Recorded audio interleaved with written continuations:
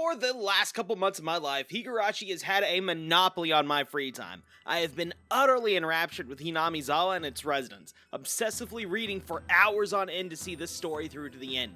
It's truly something special, and I've never experienced a horror series quite like it. From laughter to tears to screams of fear, it put me through the emotional ringer, which is why I want more people to see it. So if you're curious about this insane and wild ride, join me as I not only tell you why you should experience the Higurashi series, but whether the visual novel or anime is better for you. And don't worry about spoilers, nothing will be explicitly stated here, which actually leaves me in an odd place. Higurashi is a thematically heavy series, and even stating what the themes are could be considered a spoiler. So they won't be mentioned in this video. I hope you can forgive me. And with that said, allow me to be the first to say, welcome to Hinamizawa, a quiet town where everyone knows each other. While it doesn't have much in the way of entertainment, it's got a real sense of community. The people of Hinamizawa look out for each other and work together to keep the residents in town safe. While the village always had these close bonds, an incident 5 years prior to the start of our story really brought most of the townspeople together, solidifying the already strong sense of unity. And to top it all off, the village has its own traditions and history it celebrates. I mean, sure, it's not all pleasant history, but when everyone is so nice and tight-knit, it doesn't really matter, right? Even with the rumors about what happens to outsiders, it's all fine, isn't it?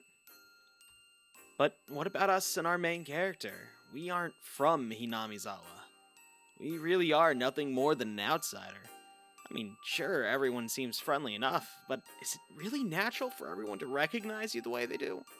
What are they really thinking? Do they really accept you? Are they staring? Do they want us here? Do they want us gone? How far will they go for the village? Why are they following so close behind? Did that sound insane? Well, that is the magic of Higurashi, making the crazy feel oh so real and acquainting you with the ever slowly crawling feeling of dread. This is aided by the constant contradictions arising in Hinamizawa. While everyone's super tight-knit and friendly, everyone feels suspicious. While the place feels super safe, it also feels very hazardous to your health. Which side of the contradictions end up being real? I won't say, but the conflicted feelings it inspires only heighten that feeling of paranoia. You'll have to work to understand the odd situation this village finds itself in. It's a wonderfully unique setting backed up by an equally entrancing cast. So, now you're a little more acquainted with good old Hinamizawa. Let's meet some of the residents. First off, we have the protagonist of this tale, Keiichi Maibara. He's a good-natured and playful boy who recently moved to Hinamizawa. His boisterous and cheerful personality quickly established him as the heart of his newfound friends. He gets carried away easily and loves to tease his companions, but he's still an intelligent boy for his age. Though that's more apparent in the visual novel where you actually get to see his thoughts. You'll find his only real skill is speaking, though. Keiichi can convince almost anyone of almost anything, and often finds himself needing to use that skill to survive his club activities. Yes, that's right, Keiichi is a member of the prestigious board game club at his school, and they make up his group of friends. The mighty leader of the club is Mion Sonozaki, a goofball tomboy who is as devious as she is cheerful.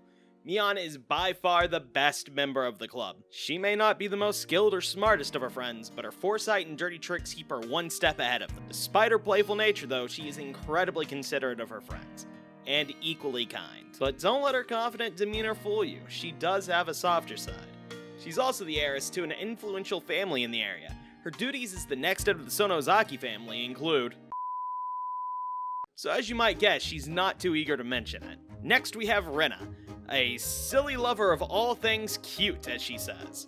She's here to be the adorable love interest of Keiichi, and her bubbly personality is a large part of what makes the club so fun. One of her favorite hobbies is playing in a nearby garbage dump to look for cute things others have thrown out.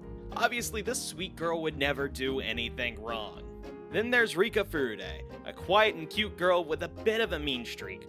Arguably the most subdued member of the club, Rika generally serves as comedic relief to the story. This adorable little shrine maiden is the sole member of the Furude family, traditionally the caretaker of Hinamizawa's shrine. And last but not least is Satoko Hojo, a haughty and boisterous young lady who is best friends with Rika. She acts arrogant and is always playing tricks and making traps for people. She is a nice girl at her core though, and despite her playful rivalry with Keiichi, she obviously cares for her friends deeply. This cheerful little rapscallion is always doing her best so that one day she can get what she deserves. Our main cast is a cheerful bunch, and even from the start are incredibly endearing and likable, if not a little one note. Which is important, seeing as you'll be spending plenty of time with these goofballs in their club. Getting to know the members of the club and their little eccentricities is one of the most important things Higurashi does, and it spends a long time doing it. And if you know anything about this series, that may surprise you. Like I mentioned before, the series is known for its horror, and that makes sense. The horror elements are more shocking, more sensational, and more eye-catching. It's also the goal. What lies at the end of the lighthearted slice of life section of the story. Higurashi is truly amazing, but it doesn't feel like that at the start. It's slow and simple, so the promise of something intriguing, even if it's horrible, acts as a strong motivator to keep going. At least it did for me. So then why is this easygoing part of the story here? If the horror's what's interesting and what the series is known for, why have all this slice of life stuff in it? Well, that, my friend, is one of the things that make Higurashi so interesting to me. The slice of life is a key ingredient to this dish. While at first it was an unexpected taste that I didn't care for, by the time it drew to a close, I had grown to love seeing the misadventures of the club. It was only when things got hectic and scary that I really began to long for those simpler days. And I've never had a piece of media make me feel quite like that. It makes you feel the consequences of the characters' actions, and gets you attached to them through lighthearted comedy before ripping it all away. And sharing in that feeling of loss is Keiichi. When things go south, you're still stuck with his perspective. Both the visual novel and the anime go to great lengths to show the despair and fear he feels when faced with the cruelty hiding within Hinamizawa. We see how the strange events in the town break down his relationships and tear his mind apart. Slowly, bit by bit, we see his desperation pouring through, and it's captivating in its brutality. Keiichi isn't lacking depth as protagonist, and despite some questionable interest, he's a likable guy overall. So to see all that he has to put up with is harrowing. But suffer he must, because he is the perfect protagonist for this story. He's the outsider looking in, while being connected to the events happening around him. A unique position that leaves him ignorant to what's going on, while giving him plenty of stakes to be invested in. It's brilliant how well he's used to further the narrative, and he has a few of my favorite moments in all of fiction. Things you can look forward to are the bone-chilling 1500 seconds monologue, tragically cut from the anime, to pretty much all the 6th and 7th chapters. He has spectacular moments that just make you love the guy. And don't be mistaken by my simplified explanations. Each cast member has a great deal of depth to them. Not a single character here feels one-dimensional, and they all have interesting motivations and backstories. But as getting to know these wonderful characters is one of the primary appeals of Higurashi, I won't expand on anything. Just accept that Mion is the best going into it, and you're golden. So, you aren't sold by the promise of strained friendships in a town full of horror. What more can I say?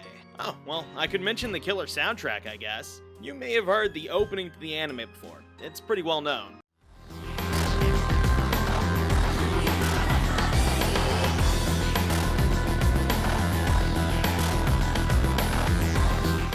It's a classic, absolutely wonderful, and I'd argue the opening was more popular than the anime itself. At the very least, I saw it quite a bit through the 2010s. But almost every opening throughout the series has its own charm. Other than the first, we have the opening of Kai.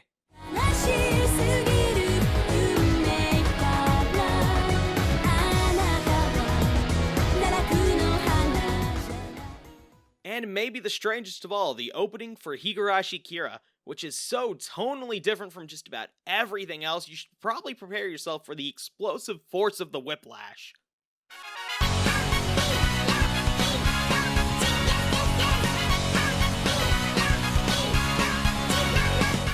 And those aren't even the best songs of the series. No. Those are found in the visual novel. From the somber and gentle Iru,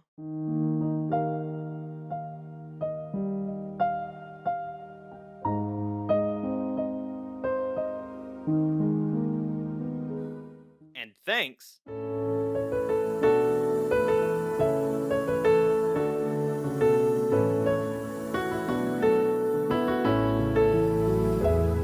lighthearted Boy in the Windmill,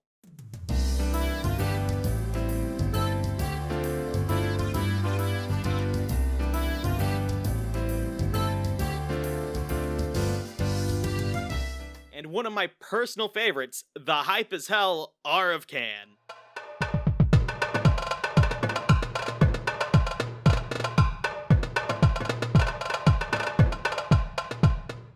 To probably every other song you've heard playing in this video. Higurashi music goes far harder than any of us asked for, and even if you don't take interest in experiencing the visual novel, do yourself a favor and listen to these fantastic tracks. Alright, that's the pitch done. Interested? Good! Now, let's go over where to start. For those who want to see the anime, you might find there are a few more things bearing the Higurashi name than you expected, so I'll make this simple for you. To experience the main story of Higurashi, all you need to do is watch the original 2006 anime and its follow-up, Higurashi no Naku Koro ni Kai. From there, you have a ton of side stuff I believe you can watch in any order, aside from Go and Sotsu that is, which are admittedly disc-like sequels to the original story.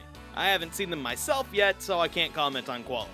For those of you who want to read the visual novel, you can get the 8 individual chapters on Steam for around $8 each, aside from the first chapter, which is free. It's worth noting that there is a popular mod for the game called the 7th mod that basically makes the VN entirely customizable by allowing you to switch between soundtracks, sprites, and backgrounds at your leisure.